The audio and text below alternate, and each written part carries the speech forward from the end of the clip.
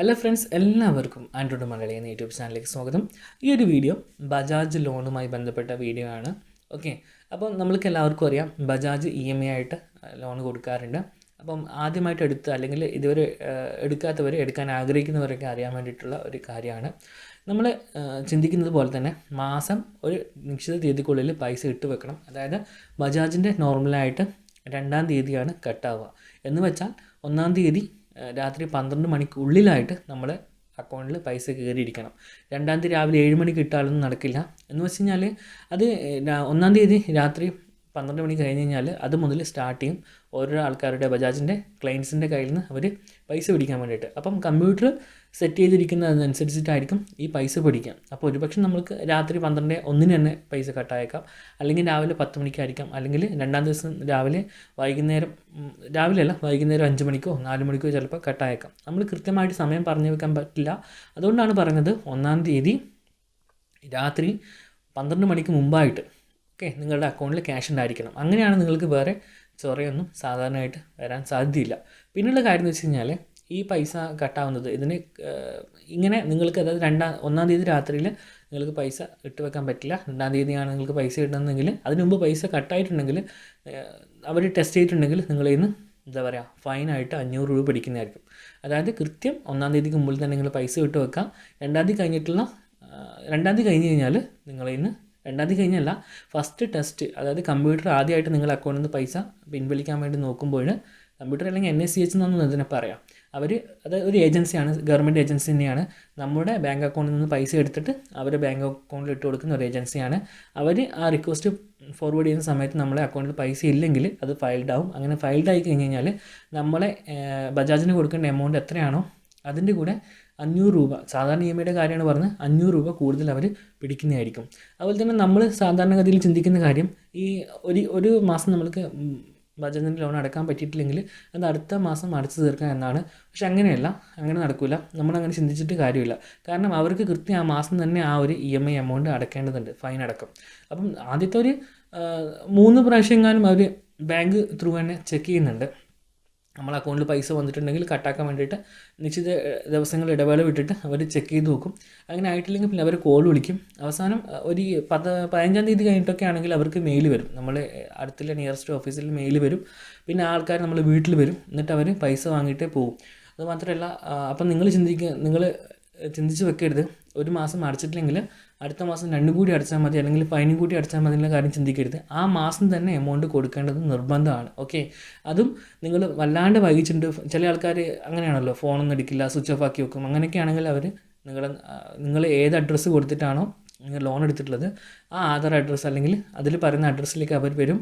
അതുപോലെ തന്നെ ഒരുപാട് ഡേറ്റ് വൈകിയിട്ടുണ്ടെങ്കിൽ അവർക്കും ഒരു നിയമമുണ്ട് അത്രേ. അതായത് അവർ വന്നിട്ട് ആ ഒരു ലൊക്കേഷനിൽ നിന്ന് തന്നെ ആ പൈസ ക്ലെയിം ചെയ്ത് കാണിക്കണം നമ്മൾ എടുത്തിട്ടുണ്ട് എന്നുള്ളത്. ഓക്കെ, അപ്പം അത്തരത്തിലൊക്കെ ഒരുപാട് കാര്യങ്ങളുണ്ട്. അപ്പോൾ കൃത്യമായിട്ട് പൈസ അടക്കാൻ കഴിയുന്ന ആൾക്കാർ ഈ രീതിയിൽ എടുക്കുക. അതായത് ഈ ഒരു മാസം കഴിഞ്ഞിട്ട് അടുത്ത മാസം 2 കൂടി ഒന്നിച്ച് കൊടുക്കുക എന്നുള്ള രീതിയിൽ നടക്കില്ല. അങ്ങനെ ചിന്തിക്കുന്നവരാണെങ്കിൽ അത് നിങ്ങളുടെ അങ്ങനത്തെ ഒരു ഓപ്ഷൻ ബജാജിലില്ല.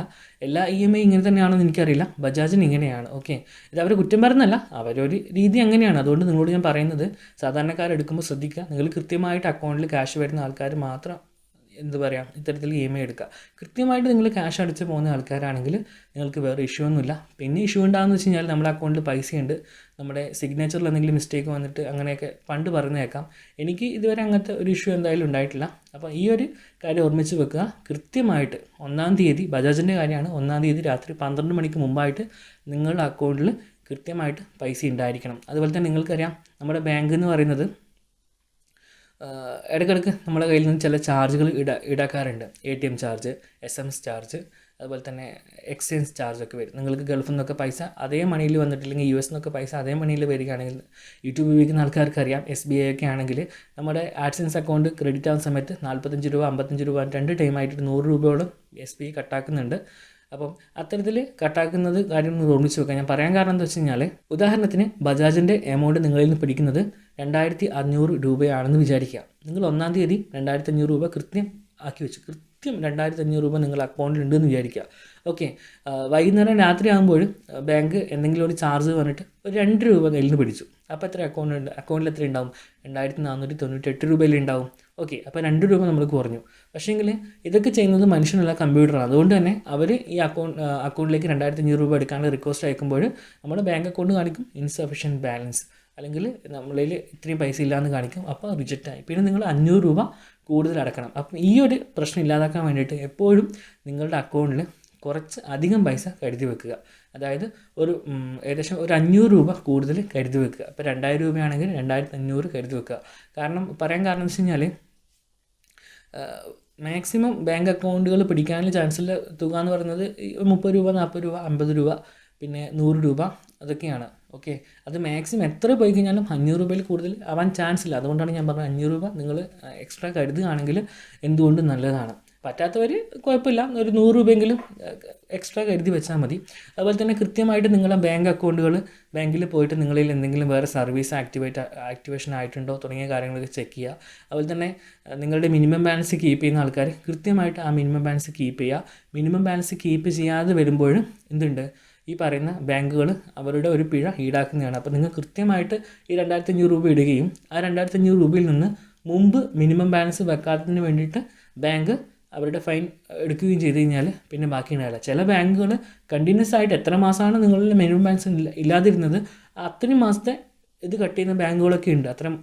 അത്തരം കാര്യങ്ങളൊക്കെ ചെയ്യുന്ന ആൾക്കാരൊക്കെ അത്രയും ബാങ്കുകളുണ്ട്. അതുകൊണ്ടാണ് ഞാൻ പറയുന്നത്, കൃത്യമായിട്ട് അത്തരത്തിൽ ഇഷ്യൂസൊക്കെ ഉണ്ടെങ്കിൽ നിങ്ങളുടെ ബാങ്ക് അക്കൗണ്ട് വെച്ചിട്ട് EMI എടുക്കുന്ന സമയത്ത്, ഇത് ബജാജ് ആയിക്കോട്ടെ ഏതായിക്കോട്ടെ, EMI എടുക്കുന്നതിന് മുമ്പായിട്ട് കൃത്യമായിട്ട് നിങ്ങളുടെ ബാങ്ക് അക്കൗണ്ടിലും അങ്ങനത്തെ യാതൊരു ഇഷ്യൂ ഇല്ല എന്ന് ഉറപ്പുവരുത്തിയതിന് ശേഷം മാത്രം ആ അക്കൗണ്ട് ബജാജിന് വേണ്ടിയിട്ട് കൊടുക്കുക. ഓക്കെ, അപ്പോൾ ഇത്രയും കാര്യങ്ങളാണ് സാധാരണ പറയാനുള്ളത്. അതുപോലെ തന്നെ ഇനി വേറെ എന്തെങ്കിലും ഉണ്ടെങ്കിൽ നമുക്ക് അടുത്ത വീഡിയോ ചെയ്യാം. അതുപോലെ തന്നെ വേറെ എന്തെങ്കിലും ശ്രദ്ധിക്കേണ്ട കാര്യം നിങ്ങൾക്കറിയുമെങ്കിൽ അത് കമൻറ്റ് ബോക്സിൽ രേഖപ്പെടുത്തുക. അല്ലാതെ കൃത്യമായിട്ട് നമ്മുടെ അക്കൗണ്ടിലേക്ക് ഒരു പൈസ വരുന്ന വ്യക്തിയാണെങ്കിൽ ബജാജിൻ്റെ EMI കൊണ്ട് നമ്മൾക്ക് യാതൊരുവിധ പ്രോബ്ലംസ് ഉണ്ടാകുന്നില്ല. കൃത്യമായിട്ട് അത് കട്ടായി പോകുന്നതായിരിക്കും. ഓക്കെ, അപ്പോൾ എല്ലാവർക്കും വീഡിയോ ഇഷ്ടമായെന്ന് വിശ്വസിക്കുന്നു. ഇഷ്ടമായ ലൈക്ക് ചെയ്യുക. നിങ്ങളുടെ നിർദ്ദേശങ്ങളും അഭിപ്രായങ്ങളും താഴെ കമൻറ്റ് ബോക്സിൽ രേഖപ്പെടുത്തുക. മറ്റൊരു വീഡിയോയിൽ കണ്ടുമുട്ടും വരെ എൻ്റെ എല്ലാ കൂട്ടുകാർക്കും നന്ദി, നമസ്കാരം.